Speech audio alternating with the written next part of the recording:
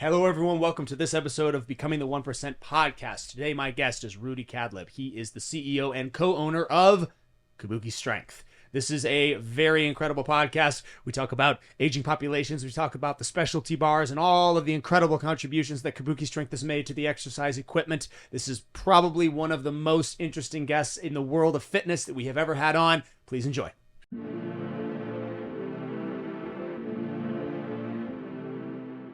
Rudy, thank you so much for coming on, brother. It's a pleasure. Really appreciate it. Thank you. Thanks for inviting us, Brandon. Yeah. What was the nature of your trip to Arizona? Well, we're it's, as you know, living here in the Phoenix area. It's the spring training time of year for Major League Baseball, at least for 15 of the teams. The other 15 train in Florida. So we're down here trying to meet with many of our customers. We actually now provide equipment in all 30 major league teams. Wow. So in the last few days, we've had a whirlwind tour with the Reds and the Guardians. They used to be the Indians, the Guardians. Oh, that's right. And then yesterday was the Dodgers, the Mariners, the Padres, the Brewers. This morning, the White Sox. And are you meeting with the strength coaches? Yeah, to exactly. These organizations? Strength coaches and their staff. Yep. Wow. That's very cool. I'm sure that's quite a group of people. That's an incredible group of minds from all those. Yeah, right? It really is. Yeah. No, we've had a great relationship with Major League Baseball since the very start. I mean, our first team was the Dodgers, of course, as being a big fan. Brandon McDaniel, who is their director of development and strength there now, formerly head strength coach, but now he's got a big fancy title as director. Yeah. But he also is the chief executive of the Professional Baseball Strength and Conditioning Coaches Society. Oh. And so we're working, Kabuki's working with them. We're trying to develop some content with them that they can use that will help educate younger baseball coaches and strength coaches, targeted more for really younger little league, junior high school. Yeah, I was going to say outside of the pros, younger. Outside the pros, yeah. Okay, Exactly. Outstanding. So Kabuki Strength, we were actually trying to brainstorm and figure this out. I was sort of racking my brain. How long has the company been in existence?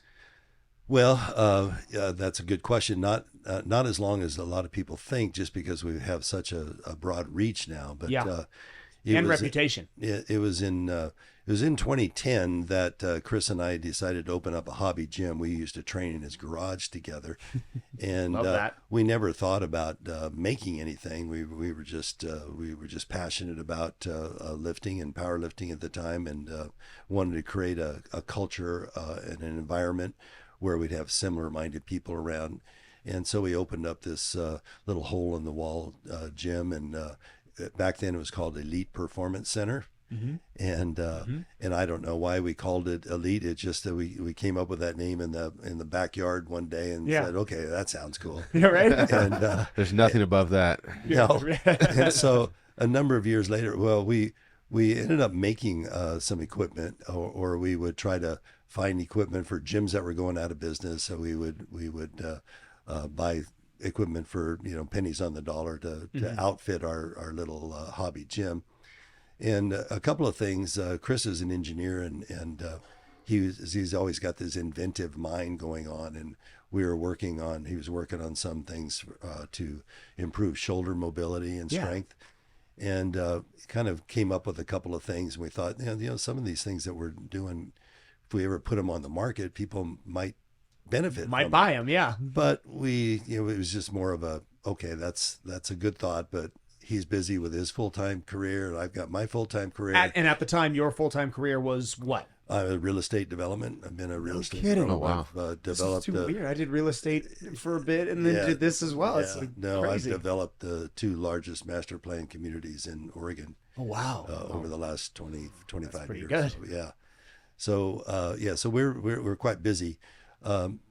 And then we outgrew this little hole in the wall because we had 150 people coming and training with us, and so I ended up finding an industrial space, and we leased that space, and it was a big step up for us because it doubled our rent or more. Yeah. And we thought, oh gosh, well, I hope these guys that are training with us now, will continue with us. Don't leave. We didn't have any employees. It was just a space, right? And 24-hour access, and so we were there. We were there about a year, And we in the spring of 2015, we found a way to take this shoulder tool that we had come up with, or Chris had come up with, and to kind of mass produce it. Yeah. And we Was it the shoulder rock? That's what he had. That's what we ended up calling it later on. Shoulder rock. Well, it was when we introduced it, it became the shoulder rock. It was just this shoulder tool when we started. Just for the mobility. You see people doing the 360s, and this exactly. did this predate? Because I've seen a lot of the guys over at On It doing that kind of stuff with their mace work and all that sort of thing that they really leaned On into. It was doing it, but they had a fixed weight on it, and the length of their lever was a little bit shorter than what we found to be ideal. Yeah. So we found a way to create the shoulder rock, which is an adjustable, loadable product, so that that can be changed. It can be I think the tool itself is like 8.5 pounds. Yes. But you can add standard plates to it, so you can add 2.5 plates. Yeah, it's to got 5/10, a adjustable head to where you can take it off. And an industrial nut that you screwed it down tight and all. And right there, Jake. So in February of 2015, we created a little quick website and threw it up there, and all of a sudden that thing just took off. And that, along with a whiskey and deadlift T-shirt, came along with a story by Chris. It was a little tongue-in-cheek story that sold that, and all of a sudden, we were in business, and that business we called Elite Strength Equipment.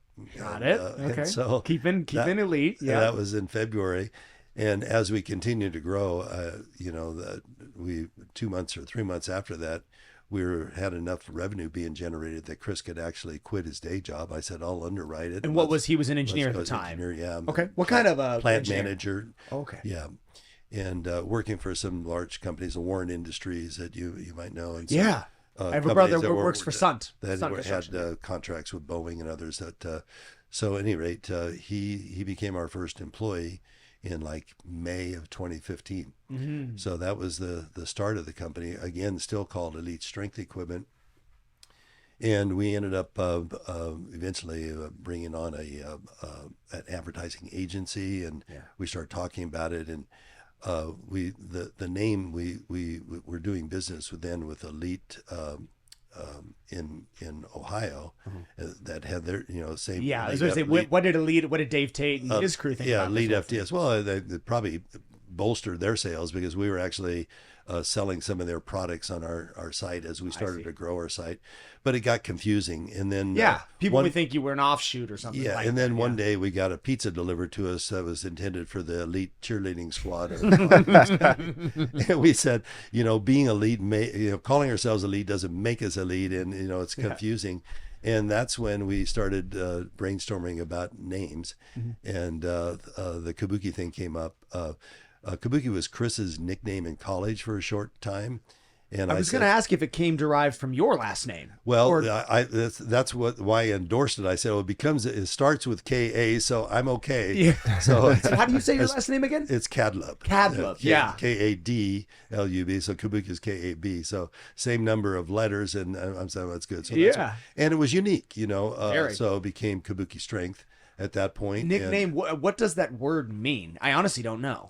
Well, Kabuki is the art of Japanese drama. It's where they wear masks to emulate the character that they're portraying. And so our deal was everyone has a squat face. Everyone has a unique squat face, particularly your logo, by the way, on a 1-rep max. Yeah. And so that squat face became our Kabuki mask. And I love that. We had a tattoo a guy who we were subletting some space to, and he came up with that drawing, and it became the keynote or key part of our logo. Yeah, awesome. Absolutely. So, It's brilliant marketing. And like you said, it's such a unique word. It's such a unique name that no one would ever confuse you with anybody else. Right. So, so it works into some of the other Japanese philosophies about perpetual improvement and the like, and like Kaizen and such. So we were happy with it.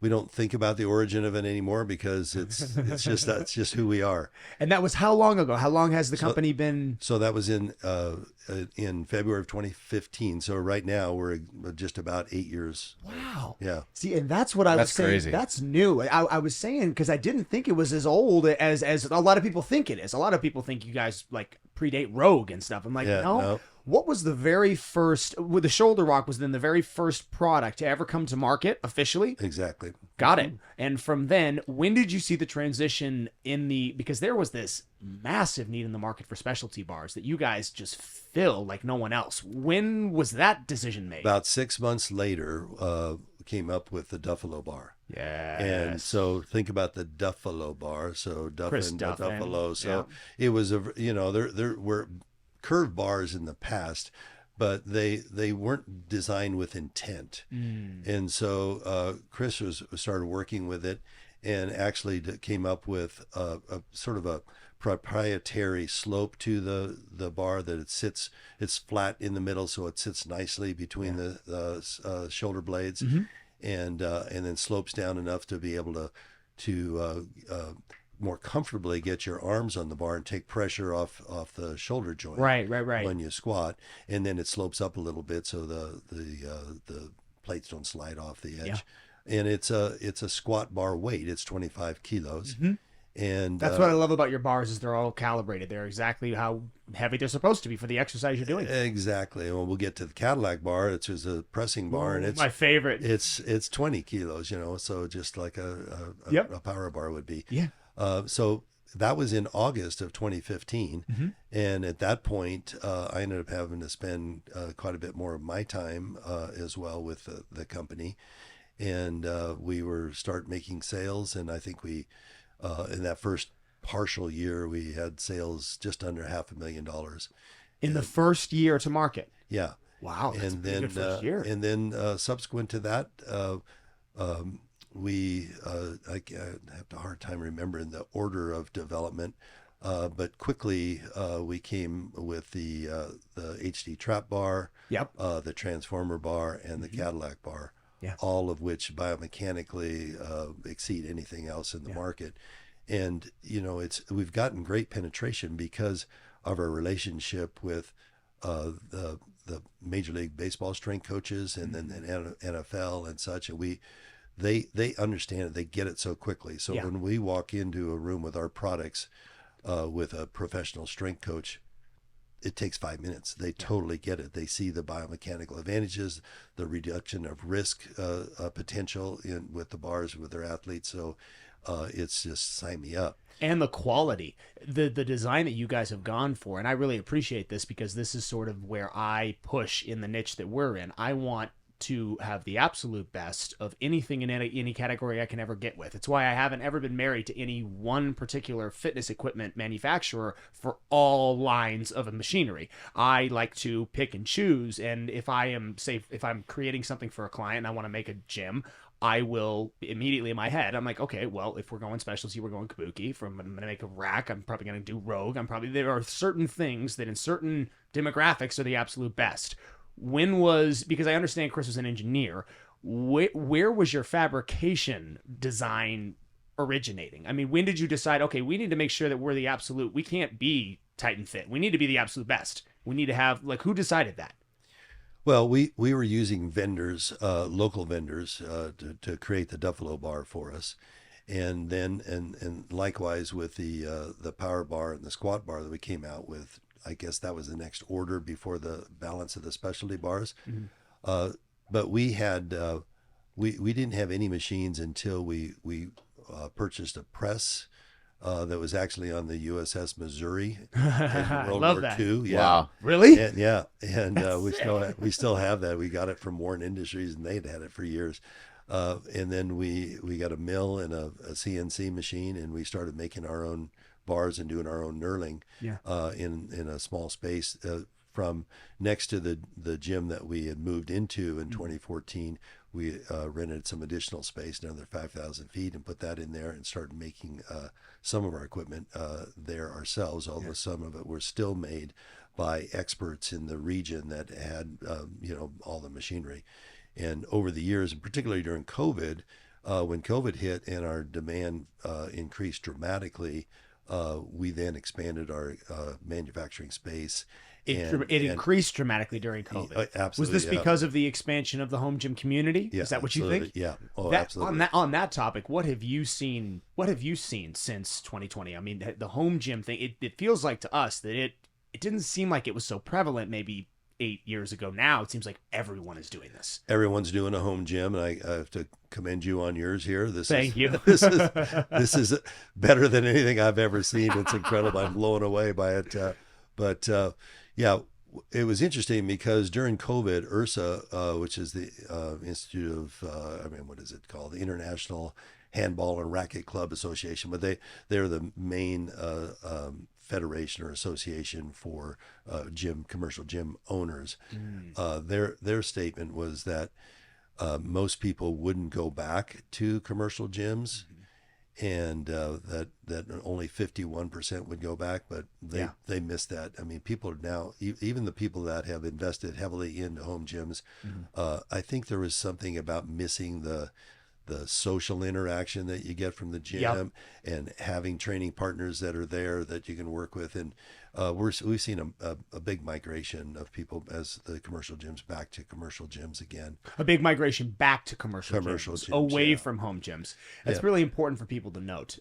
And I try my very best to explain that to people who come to us. And oftentimes we get people, hey, could you make us a gym? Could you make us a home gym? And of course the answer is yes, but I always preface that with, you need to have an understanding on what exactly it is you want to use this for. If you are literally trying to replace LA Fitness with your garage, A, you need to have an understanding on the investment that that's going to entail. And B, are you somebody who is trying to disconnect from your entire social stratosphere in the gym? Because that's kind of what you're signing up for here. If you're married with kids, you just want to work out, that's great. But a lot of these young people, especially, they don't quite recognize that that's going to happen if you just go under one roof. And it doesn't usually get to this sort of an extent where people come here. It's just going to be you.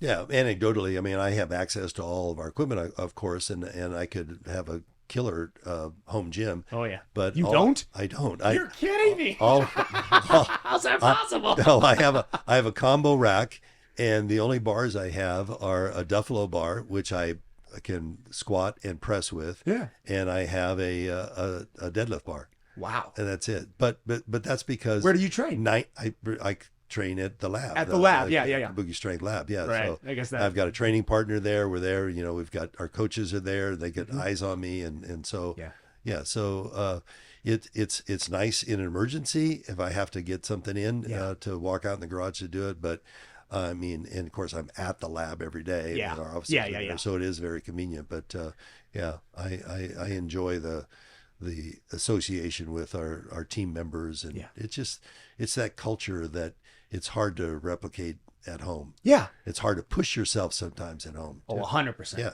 And speaking of your team, I love how with your origin story, you guys started small. It was kind of out of an organic need. What does your team look like today? You started with just a couple guys in the beginning. What does the Kabuki team look like now?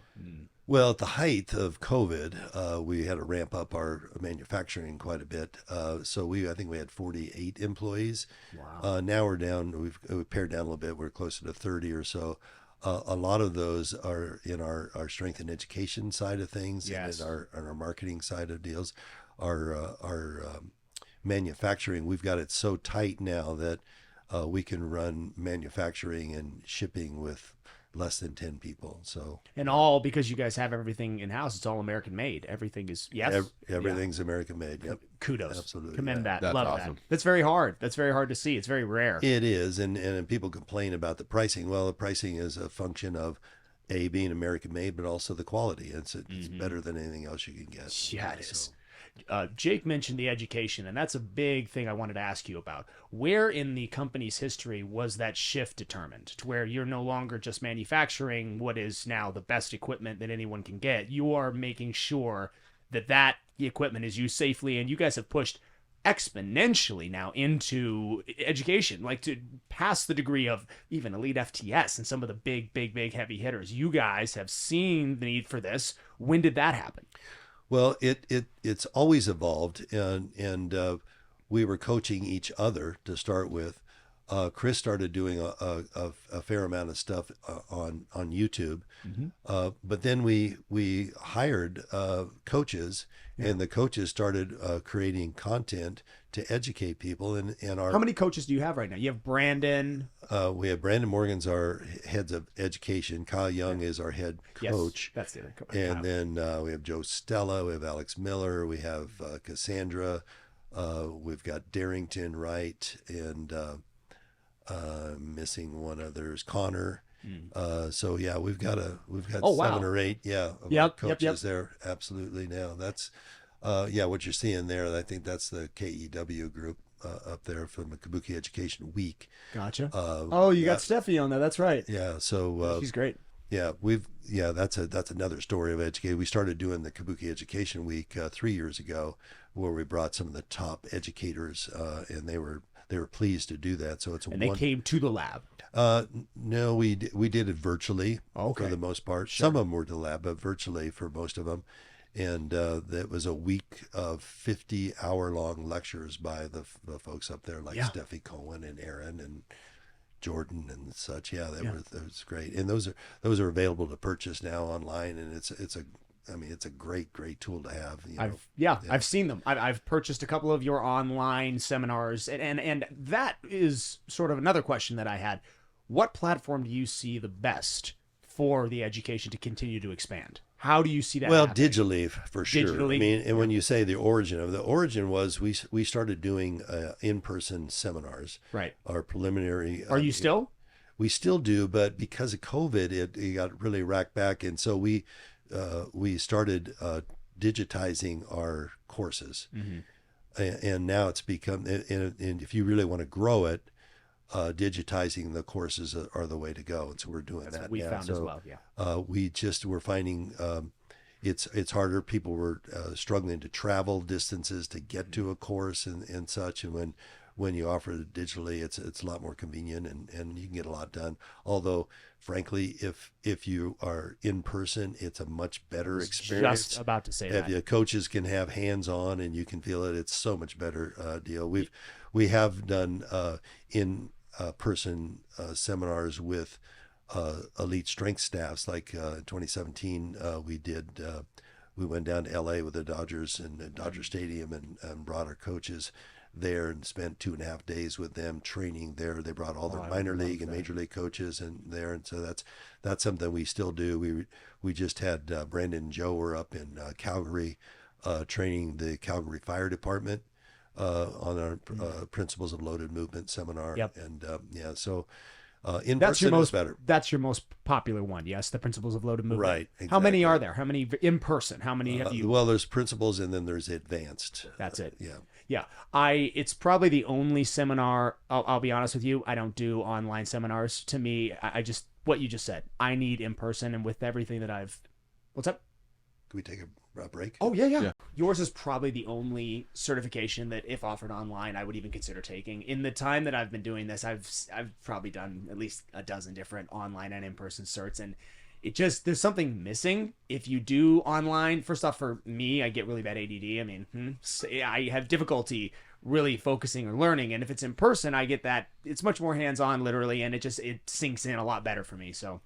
Yeah, I think in the future we've gone to, as I say, we're going to more and more digital. But if we do have in person, it'd probably be just at the lab and have people to come to Kabuki to do it and fly in. People are willing to do that. The people that really care. Well, you're at a point where you could easily demand that of the market. You guys are at a point where there are coaches like myself. I would do it. I would take the time and carve out the schedule and fly out there if it was on a weekend. They generally are on a weekend. Yeah. So perfect. I'll mark you down. Yeah, I'll send you the next dates. Seriously, I would love that. I really will come. I do want to come out to the lab. I do want to visit you guys, meet everybody. See Chris, all that kind of good stuff. So I would love to come out there. We do one-on-one coaching. So that became kind of the next thing we did with our coaches, and that's virtual. So that's a 4 interactions per month. With our virtual clients there, and then we have a variety of others, and we just came out with a new training app that is working well. So cool. In offering offering a variety of different services at different levels for people at different levels of their training, environment and history. Do you typically work with more coaches or more people that are novice? Generally, we at our in-person seminars, we get a lot of coaches, personal trainers, clinicians, a lot of clinician chiros and PTs that'll come to, in person. But online, it's mostly individuals, athletes, either starting out or professional power lifters or strongman. Yeah.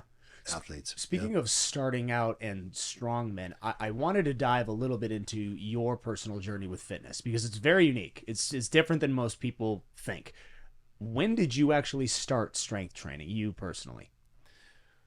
Well, I've been alive in over. I told this to Rusty yesterday, walking out of the Dodgers stadium last night. And we were looking at some of the memorabilia as you walk along the walkway of some of the players and the Hall of Famers and such, and and when they were playing, and I said, come to think of it, I've been around for 9 decades. I was born in 1949. It's now 2020s. I've lived in 9 different decades. Wow. So when did I start my strength journey? I mean, it was swimming out to the opening, I think, to get out and start. But I played football in high school and college. And back then, strength training was not that big a deal. It's like if you didn't have the genes and the size or natural strength, there wasn't much of an opportunity. There wasn't much education around it. There wasn't much of an opportunity to grow. Interesting. Yeah, I mean, even when I was in college, I played at UC Davis up in Northern California, and our gym at the school was not much bigger than a 2-car garage. For all the athletes. Yeah. Wow. So yeah, I did. I mean, I lifted weights in college, and then my first job as a college football coach, and so I was around lifting, and I was at Boise State, and even then our weight room was kind of minuscule from what you'd think for a college. It was in a room underneath the stadium. It wasn't a big room. I mean, literally maybe the size of a 3-car garage. Yeah, what we got kind of back there. Yeah. It was interesting. So, and then I left coaching, and one summer I got a job with a local residential broker there. And I wanted to sell. Back then, as a college football coach, you didn't make very much money. I mean, it was like in the $20,000 range. And so all the assistant coaches would get jobs in the summer, being on a painting crew or a road crew. I mean, one year when I was at the University of Northern Colorado, I worked in a rendering plant in Montford's feedlot, a slaughterhouse, literally. That's hard to imagine. Imagine Coach K doing a painting job in the off season. It's just, yeah. So, the head coaches made a lot more money than the assistant coaches. Right, than the assistants, yeah. So I decided I wanted to be more sophisticated than that. I was going to get a job selling real estate one summer. So I went to a broker who was a booster of the program, and asked him if I could sell real estate. And he goes, "Well, I only hire full-time people." And I said, "Well, I'll be full-time for 2 months." He goes, no, you don't understand. We want people that are interested in a career. But anyway, I was a good enough salesman to talk him into training me and letting me do that. And in those first 2 months, I think the first month in June, I had a couple little houses that I sold, and listings, and one of a guy who was an assistant coach to me was going to leave, and I listed his house and got it sold. And so I made like $2,000 in June. So when you think you're only making 8 or 10 or 9 or whatever it was we were making over the years, over the whole year, that was a lot of money. Yeah, to just make all at once. Yeah. And then July was the all-time leading salesman in the history of their firm. Oh, wow. I made like $7,500 in that month. It's a lot of money back then. Yes, Yeah. at the end of July, and I'll get back to your question about when Yeah. I started training. That's a little deviation, but in July, I said I got to get back to coaching. The next season is starting up, so during that season, I mean, every couple of weeks, that broker would walk in with a big check and hand it to me, and the other coaches are looking over their shoulder. What is that? I go, oh yeah, it's just my summer job. A check for $1,250 or $1,300 or whatever. Is like, oh god. So at the end of that season, I had an opportunity. I was offered a job by Gil Brandt with the Dallas Cowboys to come down and work with them, and then had an opportunity to go to UCLA and be assistant offensive line coach there, or stay at Boise State, or go to work for Tom Powell Realtors. And there's a couple of things that happened. I never thought I would do anything but be a college football coach, but there were some things that kind of disillusioned me at the end of that season. And my wife was pregnant at the time, and I made the decision to leave coaching, which that was the biggest decision of my life. I never thought that would happen, because all my education, I had a master's and a doctorate in education, and was geared to be a head college football coach or pro coach in exercise science education type of thing. Yeah, and actually it was in psychological kinesiology. So fascinating. So the ability to learn movements. Right? Yeah. So any rate, so then I'm off, and I'm in the business world all of a sudden, and I'm raising a family, and I'm as will happen to many people at that age, when they're at the child rearing ages, or in the height of their career, the me gets pushed down the list in terms of taking care of yourself. There's always dad bod I can kicks in, attest to doesn't that. it, Jay? kicks in, a lot of stuff. I mean, it happens, and I was building a pretty big organization and a real estate company, and huge projects that took so much of my time, and it wasn't until I was in my mid 50s, and I wasn't totally sedentary, but I wasn't in the gym a lot at all. I would go to, I would have a New Year's resolution every year. That would last for like 4 weeks, Yes. And then by February, someone say, well, are you going to work out tonight, or are you going to come join us and have a beer? Okay, I'll have a beer. and then, the resolution's gone. And so, they're starting and stopping for 30 years in a row. And I did water skiing, and I snow ski and all that. And it was in the mid 50s, I was up skiing, and I fell on my shoulder and hurt my shoulder, and went to my doc, and my doc x-rayed it. I thought it would get better in a couple of months, and so I went to the doc, and he x-rayed it, checked it out, and he goes, yeah, you got a little bursitis, you're just getting old. I go, what? He said, yeah, you're just have to deal with it. I go, F you, I'm not. Yes, that's right. I mean, you're older than me. Screw that. So anyway, he sent me to a physical therapist that was housed in a little gym near my house, and I was going there twice a week for PT, and then I would go downstairs in the gym, and I wasn't unfamiliar with the weight room, but had been around for a long time. But I started training, going there a couple days a week and training. Yes. And the shoulder was getting better, and I was getting stronger. And my kids were pretty much, I have 5 and I have 14 grandchildren now, but my kids were pretty much. Oh, congrats. 14. Wow. Pretty much grown and gone by then. And so I had some more time, and I was getting stronger. And you know how you feel like when you're starting to see results? Yes. That it's a self-fulfilling thing. You just keep going and want to do more, and you start setting goals. And I got to here, so I wonder if I can get to there. Yep. And chasing the dragon. Yeah. So the injury happened during spring skiing. So, April or something. And so that following New Year's Day, like 8 months later, I'm watching the bowl games on TV, and my wife is up, probably nursing a hangover, and so I'm watching the games. And I started thinking, I wonder what the bench press record is for Oregon. And I started searching to see if there was such a thing, And sure enough, I found some federation that had records by age and by weight. So I, of course, go to my age and weight. And at the time, you were 55. 55. Okay. And I look at that and I go, I'm not that far off. I bet I could do that. And so I went to that gym, and What was it? Do you remember?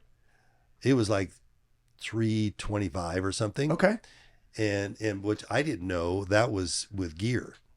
Oh, so that wasn't. And I didn't even know there was such a thing as gear at that time. That's a big advantage. And I was probably pressing 275 or something then, you know. Yeah. And I thought, okay, so I think I can get to 325.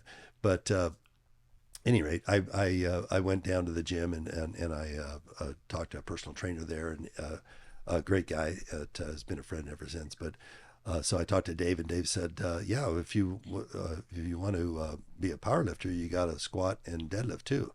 I go, really? He goes, yeah, that's the whole deal. You can't just set the bench press. You got to do it all. Yeah. It's okay. Let's get started. So we got started. And what's his name? The trainer that worked with you? Dave Clapp. Dave Clapp. Okay. Yeah. C-L-A-P-P. Give a shout out to him. Yeah. Dave was great. And he got me going. And it was then, and that was January. Yeah. So I signed up. I had a real estate project I was doing in Sacramento. And I was going back and forth, and I happened to notice that there was a meet coming up in November of that year. So I signed up for this meet in November in Sacramento. It was on a Saturday, so I had a business trip, and I laid over instead of coming home Friday, I stayed over to compete in this meet. And it's the funniest things, I had never even been to a powerlifting meet, and here I was going to compete in one. Yeah. And so I'm in there, and it's a little hole in the wall gym kind of deal. It was an APA meet, as I recall. And was the age bracket like 55 and over?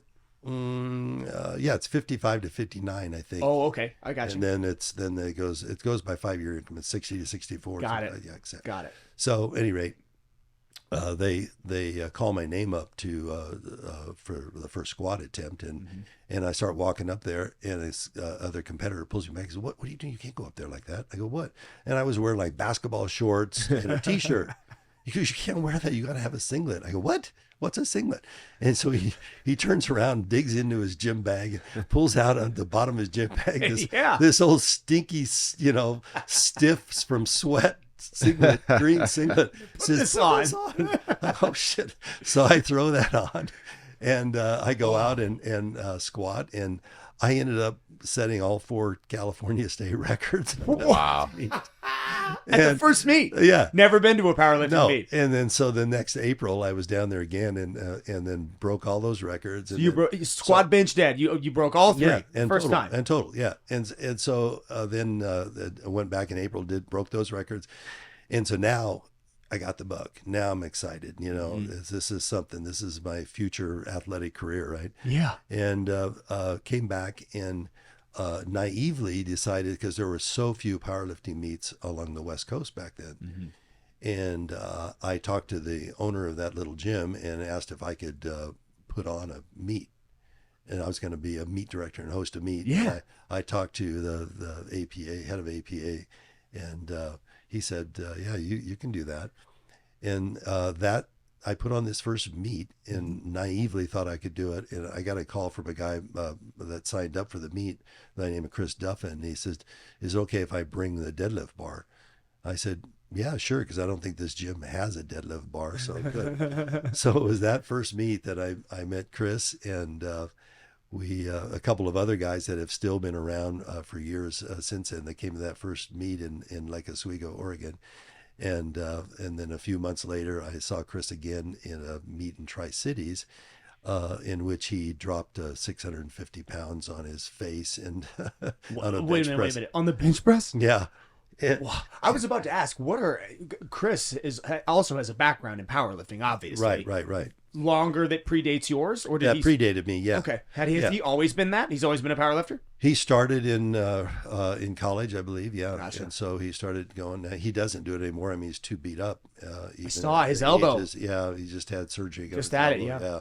So he's done obviously some very other incredible power events. Being the only man I think to squat and deadlift over 1,000 pounds for reps. So, Wow.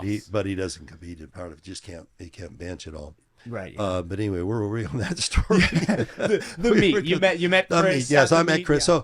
So I was kind of helping Chris a little bit, and then he invited me to come train with him when we got back to Portland. Yeah. And he lived in he would even admit, it was a bit of a sketchy part of town at that time. And so I drive over there and pull up into the neighbors, and I'm looking around. I'm going, this is a little weird. I walk down the driveway, go in the back door, he directed me to go and down the stairs to a basement with only about a 7-foot high ceiling. And there's another guy down there by the name of Will Rogers, who was, about a 320 pounder, and Chris, who was a monster himself. Yeah. And I'm 50 some years old. I'm going, what the fuck am I doing here? I could get raped here. I don't know these people this well. But it turned out great, and we started training together. And pretty soon there were 4 or 5 people training in the basement. It got too crowded. We moved out to the driveway and into the garage, and then pretty soon there was 15 or 16 others. Yeah. And then that's when we decided maybe we should rent that little hole in the wall place. And pretty soon we had 100 people training with us and coaching each other and getting better. And that's where I kind of started in the whole powerlifting thing. So that's been like 18 years ago. Yeah.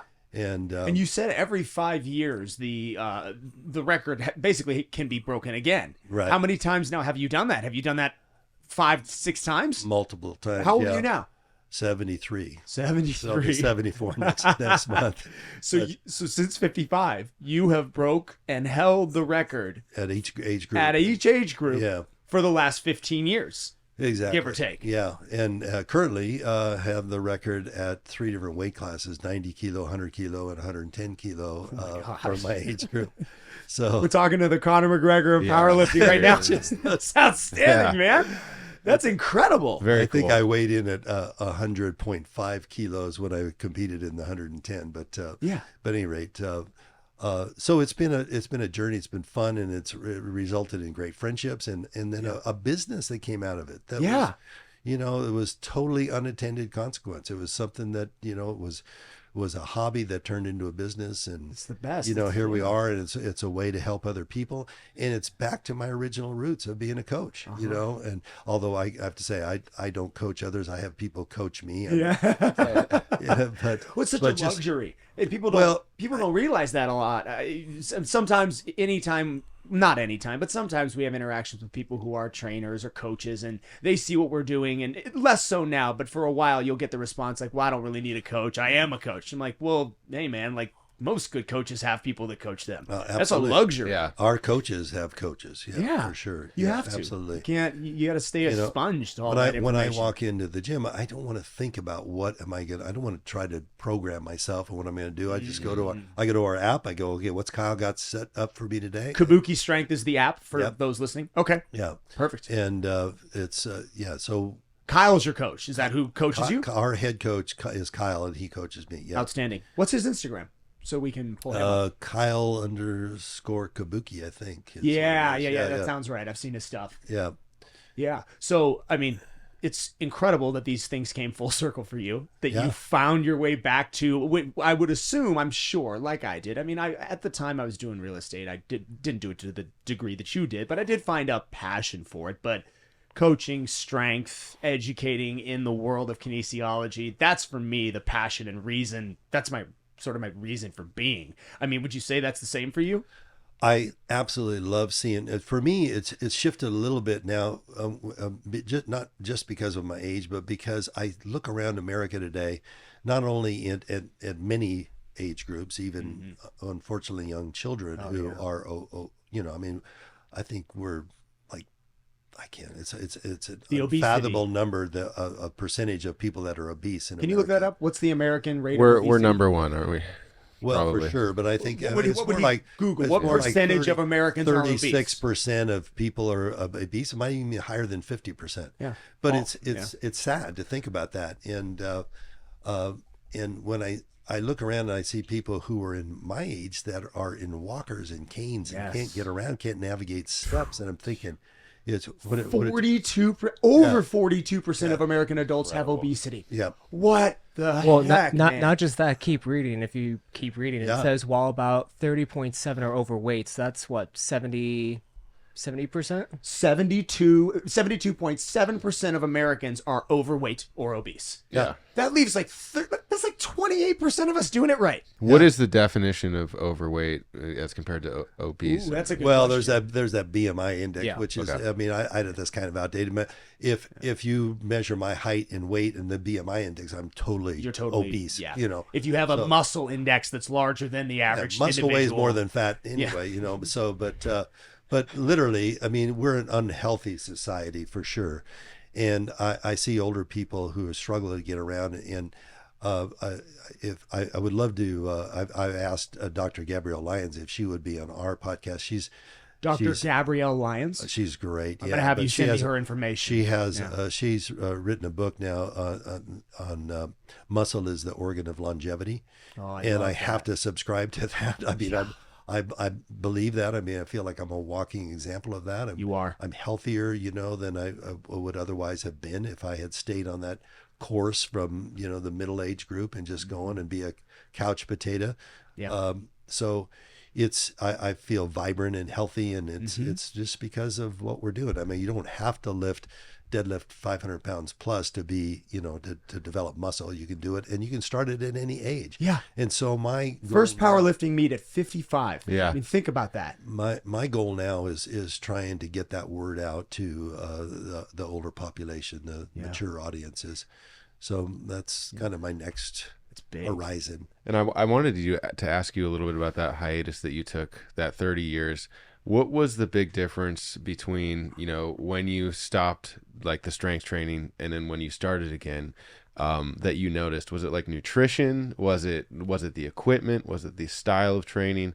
What changed in that time that you stopped to when you started training again that you noticed? There wasn't a lot of change in strength training from those 30 years. No one had invented even a specialty bar. They didn't come along. It was Made the change. it was still a power bar and still a squat bar Yeah. that I left in the gym at Boise State when I left there. I mean, nothing has really changed.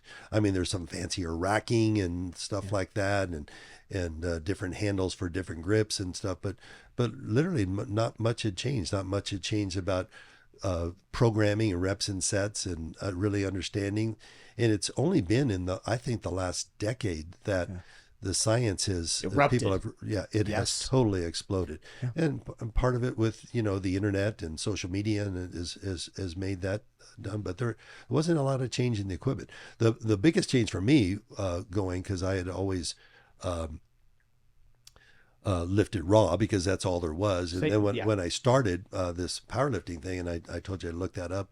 Well, then I competed in a meet in Portland near the airport, and there was a company there selling gear, bench shirts and squat shirts and all that. And I go, what's the deal like this? It feels like if you use that, you're cheating. And he goes, look around. Everybody at that meet was using gear, and I wasn't. He goes, you're cheating yourself. And so I went to the dark side at that point, which wasn't the dark side. That was the new light. That was it. Yeah. So I started using gear, and He's not talking about steroids for those people who are definitely wondering. No. Gear, wraps, knee compression. I mean, is that that your suit? A bench shirt, Yes. squat suits and that kind of thing. So when you compete, you do not do. Have you ever done a raw competition? I do now. You do now. We'll Okay. get to that part, but when in that period from maybe 2010 or so to 2015, we were using gear. And if you go to the YouTube channel, you would see some of my squats in gear. There's a squat right there in gear. No, that's raw. That's raw. Okay, so the wraps, that's still considered raw. Yeah, What- that's what- classic. That's what- classic raw. Okay. But gear, a squat suit or a bench shirt is geared. Is geared. lifting, yeah. Okay. And so in those days, I was squatting 625 in gear. My bench was 475, and I don't think it helps you that much in deadlift. I think I deadlifted 560 something in a deadlift suit. But in 2016, after years of training and competing, my shoulders just kind of gave out.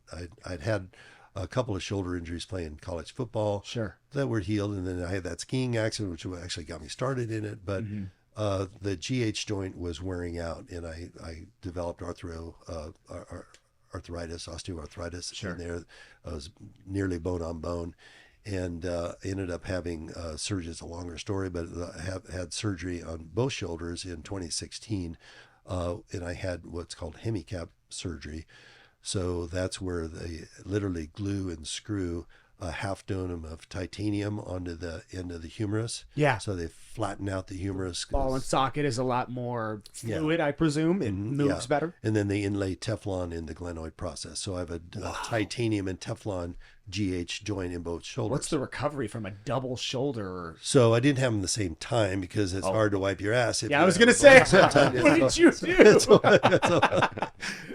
So for each one, what was the recovery period? Well, I had the first one done in May of 2016. I went back and had the second one done at the Cleveland Clinic. Dr. Anthony Miniati, who came up with the deal, he's the best of his shoulders, and he's now in Florida at Baptist Health. He heads up orthopedics at Baptist Health. So I wanted the best in the country to do it because I wanted to keep doing what I was doing, enjoying it. So the second surgery in October of that year, I was back on the platform in April of 2017. So it was about a year after the first surgery. Yeah. Wow. Back on the platform, and then. But then raw. Yeah. At that point, no, I didn't want to risk the pressure that a bench shirt puts on and 475. So. And how long, when you returned, how long until your next meet? I competed in the spring and then again in the fall, and that's kind of my pattern now. I compete at the Nationals and the Worlds twice a year. So that's all I did. What you've done and there are two things. The biggest testament I think that you have left is what you have done with your health and the message that it sends. Because you're right, when we talk to older populations, or when the World Health Organization talks to older populations, it's kind of along the conversation line of, well, the dream is kind of dead. Let's just figure out a way to keep you walking for the next 10 years until you die. And that is it's just one of the most important things for me, especially when I work with older populations, is the understanding, first and foremost, that your age does not determine your standing with your health. That's a lie. You've been told a lie pretty much your entire life, that you must age a certain way. By this age, you're going to be doing this. By this age, you're not going to be doing this. If you are somebody who takes this seriously, and especially if you're somebody who trains consistently, and I think that's probably the most important part, is that you don't take long bouts of, 5-10 years away from the gym and then try to come back. And because the older we get, the harder that process becomes. More of an uphill battle each time we take that break. But staying consistently in the gym and with somebody who actually knows what they're doing, you can stay at this level literally until you leave this earth. There is no reason that you have to be that guy in the walker. No, you can start at any age, literally at any age, and you can gain muscle at any age. People think there's no way I can. I don't have enough testosterone or whatever.